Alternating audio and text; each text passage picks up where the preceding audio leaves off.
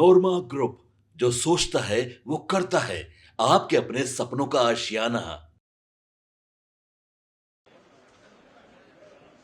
Party के राष्ट्रीय महासचिव और माननीय विधान पार्षद जनाब आफाक अहमद खान साहब हैं, माननीय विधान पार्षद श्री गुलाम गौस साहब हैं, माननीय विधान पार्षद अहमद अशफाक करीम साहब हैं, माननीय मोहतरमा कहकशा परवीन साहिबा पूर्व सांसद यहां मौजूद हैं, माननीय सुन्नी वक्फ बोर्ड के अध्यक्ष जनाब इरशादुल्लाह साहब यहां मौजूद हैं, सिया वक्फ बोर्ड के अध्यक्ष माननीय अफजल अब्बास साहब यहां मौजूद हैं, माननीय पूर्व विधान पार्षद जनाब सलीम परवेज साहब यहां मौजूद हैं, पार्टी के प्रदेश महासचिव डॉक्टर अस्मा परवीन साहिबा यहां मौजूद हैं, मदरसा बोर्ड के पूर्व अध्यक्ष जनाब अब्दुल कयूम अंसारी साहब यहां पर उपस्थित हैं और अल्पसंख्यक प्रकोष्ठ के प्रभारी पार्टी के प्रदेश के महासचिव जनाब मेजर इकबाल हैदर खान साहब यहां मौजूद हैं और यहां पर जो हमारी पार्टी की प्रवक्ता बहन अंजुम आरा भी यहां मौजूद हैं। ये प्रेस वार्ता बुलाई गई है। कुछ लोगों ने ये कहा था कि अल्पसंख्यक प्रकोष्ठ का प्रदेश अध्यक्ष ने इस्तीफा दे दिया है। कई पत्रकार साथियों ने हमको फोन करके कहा था। मैंने कल भी यहां यस न्यूज पर एक अपने सिवान में मैंने बाइट दिया है और माननीय मुख्यमंत्री श्री नीतीश कुमार जी ने जो बिहार को अल्पसंख्यक समाज के लिए है, उनके खाने पीने में कोई परेशानी नहीं है। इंसाफ के साथ अमन और तरक्की के साथ उनको भी बराबरी का हक दे रहे हैं, तहफ्फुज का पैगाम दे रहे हैं और इसी को आगे हम लोग बढ़ा रहे हैं। और माननीय मुख्यमंत्री जी ने हमेशा न्याय के साथ विकास किया, किसी के साथ भेदभाव नहीं किया है। और जो हमारे विरोधी दल हैं, कुछ छोटे लेवल के जो पहले कुछ हमारे कार्यकर्ता रहे होंगे, अभी कोई भी ऐसा हमारी स्टेट बॉडी 52 सांगठनिक जिला है और तकरीबन 225 के आसपास हमारे प्रदेश उपाध्यक्ष, प्रदेश महासचिव और प्रदेश सचिव और विशेष आमंत्रित हमारे सदस्य हैं, कार्यकारिणी के सदस्य हैं। किसी ने भी कोई इस्तीफा नहीं दिया। सब लोग माननीय मुख्यमंत्री श्री नीतीश कुमार जी के नेतृत्व में आस्था विश्वास व्यक्त कर रहे हैं और हम लोगों को उम्मीद है कि माननीय मुख्यमंत्री जी जो भी कार्य करते हैं इस समाज के हित के लिए किए हैं। उन्होंने रखा, हम लोगों ने आप लोगों को आमंत्रित किया है। जब से सदन में वक्फ अमेंडमेंट बिल इंट्रोड्यूस हुआ, टेबल पर आया, बहस में हुआ, तब से हम लोग इस चीज को देख रहे हैं कि बहुत तरह की भ्रांतियां समाज में सुनने को मिल रही है। जैसे 2-3 दिन पहले से कि भगदड़ मच गई है, ये सारी चीजें स्पष्ट करेंगे अशरफ भाई, क्योंकि उस प्रकोष्ठ से हैं। कुछ चीजें ऐसी हैं उस बिल की और जनता दल यूनाइटेड का स्टैंड इस बिल में समर्थन को लेकर के वो आपके सामने रखना चाहते हैं। हम लोग ज्वाइंट पार्लियामेंट कमेटी के ऑनरेबल मेंबर, हमारे ज्वाइंट पार्लियामेंट कमेटी के ऑनरेबल मेंबर हमारे श्री दिलेश्वर कामत जी, जो अत्यंत पिछड़ा समाज, अत्यंत पिछड़ा वर्ग से आते हैं, वो हमारे माननीय मेंबर थे ज्वाइंट पार्लियामेंट्री कमेटी में। और जनता दल यूनाइटेड का जो कंसर्न हम लोगों ने आदरणीय दिलेश्वर कामत जी के माध्यम से जो पार्टी का कंसर्न था, जो हमने सुझाव दिया था, उस सुझाव को अक्षरशः पालन किया गया है। और हमारा जो कंसर्न था जेपीसी के समक्ष जो रखा था हम लोगों ने, वो था कि जो सामाजिक संगठनों के बड़े नेता थे, उन लोगों ने अपनी आशंकाएं, अपनी चिंताएं हमारे माननीय मुख्यमंत्री आदरणीय श्री नीतीश कुमार जी के समक्ष रखा था और उन्हीं आशंकाओं और चिंताओं को हम लोगों ने जेपीसी के समक्ष सजेशन था, सजेशन भी कह सकते हैं और शर्त भी कह सकते हैं, अगर इसको दूसरे वे में कहें।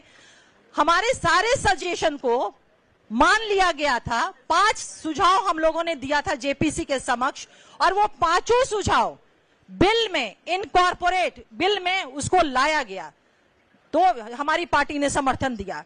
पहला जो हमारा सुझाव था, जमीन राज्य का मामला है, लैंड स्टेट मैटर है और इसलिए कानून में भी ये प्राथमिकता बरकरार रहेगी। अब सोचिए कि जिस राज्य का, जिस प्रांत का, जिस बिहार के माननीय मुख्यमंत्री श्री नीतीश कुमार जी मुख्यमंत्री हैं, वहां पर जमीन को लेकर के जिस तरह से बातें उड़ाई जा रही है, कही जा रही है, भ्रम पैदा किया जा रहा है, कहीं कोई इस तरह की बातें हो सकती है क्या? माननीय मुख्यमंत्री नीतीश कुमार जी के रहते हुए अल्पसंख्यक, वंचित, शोषित, ये तमाम तबकों के हितों की रक्षा पे कोई उंगली भी रख सकता है क्या? जिसका निगाहबान, जिसकी रक्षा सुरक्षा माननीय मुख्यमंत्री नीतीश कुमार जी स्वयं कर रहे हैं। दूसरा हमारा सजेशन था कि यह कानून पूर्व प्रभावी नहीं हो, यानी कि रेट्रोस्पेक्टिव वे में ना होकर के प्रोस्पेक्टिव वे में ये प्रभावी होगा, यानी कि जो चीजें जैसी हैं वहां से नहीं, बल्कि जब ये बिल एनेक्टेड हो जाएगा महामहिम के हस्ताक्षर के बाद, उसके बाद से इस बिल के प्रावधान प्रभावी होंगे। तीसरा सुझाव हमारा जो था सजेशन, वह कि अगर वक्फ की कोई संपत्ति रजिस्टर अगर नहीं है, लेकिन उस पर अगर कोई धार्मिक भवन जैसे कि मस्जिद हो गया, दरगाह हो गया, ईदगाह है, कब्रिस्तान है, जिसे आप लोग सुनते होंगे कि लोग जो चिंताएं व्यक्त कर रहे हैं, भ्रम फैला रहे हैं कि सब जो है वो बर्बाद कर ली जाएगी, हमारा सब खत्म हो जाएगा। लेकिन इस बिल के माध्यम से जो हमने सुझाव दिया है, इनकॉर्पोरेट हुआ है, ये माननीय मुख्यमंत्री नीतीश कुमार जी की गारंटी के समाज को ये मिला है कि उनके ये भवन जो है कहीं से भी इनके साथ छेड़छाड़ या किसी भी तरह का उसके साथ नहीं किया जाएगा। चौथा हमारा सजेशन रहा है, जो इनकॉर्पोरेट हुआ है, जिसको माना गया है, वक्फ संपत्ति से जुड़े विवादों के निराकरण के लिए जिलाधिकारी से ऊपर के अधिकारी को अधिकृत किया जाए। इसको भी शामिल कर लिया गया है इस बिल में, जो हमने सुझाव दिया था।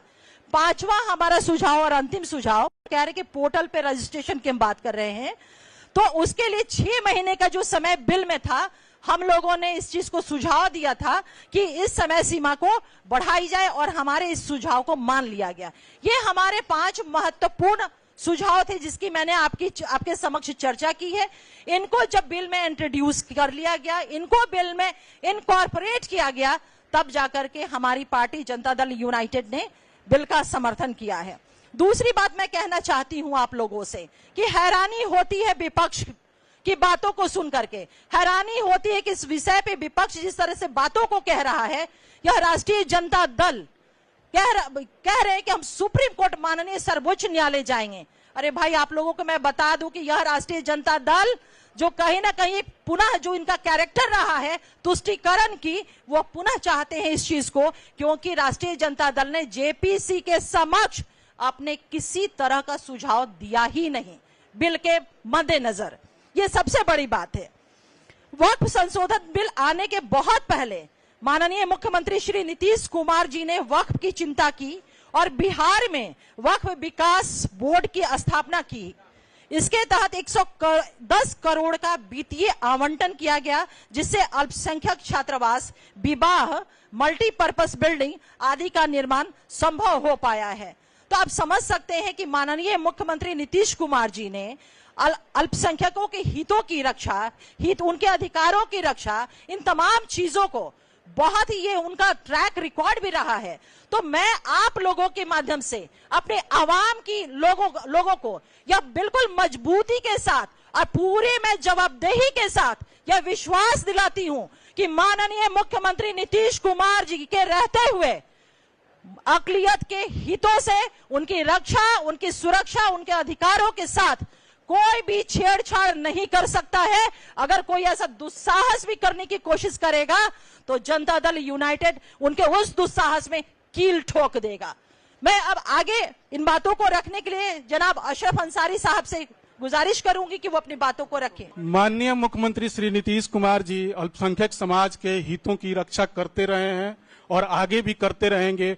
कोई बात हो जाएगी इधर उधर की, उससे कोई फर्क नहीं पड़ता है। नीतीश जी ने तो मैं आपसे पलट करके पूछना चाहता हूं कि यूपीए की सरकार 10 साल तक रही थी, क्या जकिया जाफरी को इंसाफ दिला सके? आप देखिए भागलपुर दंगे को क्या इंसाफ दिला सके? अरे आप माननीय मुख्यमंत्री श्री नीतीश कुमार जी ने हुनर योजना चलाई, उन्होंने सारा बीपीएससी के माध्यम से आपको डीएसपी बना रहे हैं, आप सारा कुछ बना रहे हैं, सब अल्पसंख्यकों को सारा कल्याण का काम कर रहे हैं। बस धन्यवाद, थैंक यू। आपके सपनों को हमने सजाया है, ई होम्स पैनोरामा को हमने बनाया है। ई होम्स मेरा एक सपना था जिसपे मैं पिछले 4 साल से काम कर रहा था। हमने जो बनाया है वो सबने है माना। ई होम्स पैनोरामा में हो आपका भी आशियाना। और फाइनली हमने 2021 में इस प्रोजेक्ट को लॉन्च किया। बहुत लोग अप्रिशिएट कर रहे हैं कि पूर्णिया जैसे शहर में, बिहार के, एक तो बिहार की बात करें उसमें भी पूर्णिया जैसे छोटे जगह में इस तरह का लाइफस्टाइल देना, ये सुन के हम लोगों को बहुत अच्छा लगता है। ई होम्स में हमने कुछ और भी किया है, जैसे हम जिस जगह में रह रहे हैं हमारे फैमिली सिक्योर हो, उनको सिक्योरिटी का ध्यान में रखा है। आपकी सुविधा और सुरक्षा आपके लिए खास है, ये आपका विश्वास है। इसमें आर्टिफिशियल इंटेलिजेंस का 7 लेयर सिक्योरिटी का हमने इस्तेमाल किया है। लश ग्रीन कैंपस को बनाया है, यदि हमारा बाउंड्री वाल है तो वो वर्टिकल गार्डन है। ये जितनी भी फैसिलिटी होता है एक इंटरनेशनल टाउनशिप में ई होम्स है, ये हम लोग विश्वास नहीं कर पा रहे हैं। जो भी हमारे मित्र दोस्त या जो भी हमारे बाहर के बाहर आते हैं तो हम लोगों को बहुत अच्छा सुनने को मिलता है और बहुत अच्छा क्रेडिट मिल रहा है। वो सारा हमने सिर्फ एक बिल्डिंग नहीं बनाया, हमें एक बहुत अच्छा लाइफस्टाइल दिया ई होम्स में, और मेरा एक सपना था जिसको मैं आज फुलफिल होते हुए देख पा रहा हूँ। ये आपका आवास है। ई होम्स पैनोरामा में अब आपका निवास है। E homes Panorama, luxurious lifestyle redefined. Panorama group, जो सोचता है वो करता है। अगर ये वीडियो पसंद आई और वह बिहार के राजनीति और बिहारियत से सरोकार रखेनी तो सब्सक्राइब बटन दबा के चैनल के सब्सक्राइब कर ली। ओजे एगो घंटी बा, ओकरा बटन दबा देला से कुल सटीक और मारक खबर रुआ मुफ्त में मिल जाई। अगर रुआ पत्रकारिता के हमनी के नया प्रयोग में सहयोग कर चाहतानी तो ज्वाइन बटन दबा दी।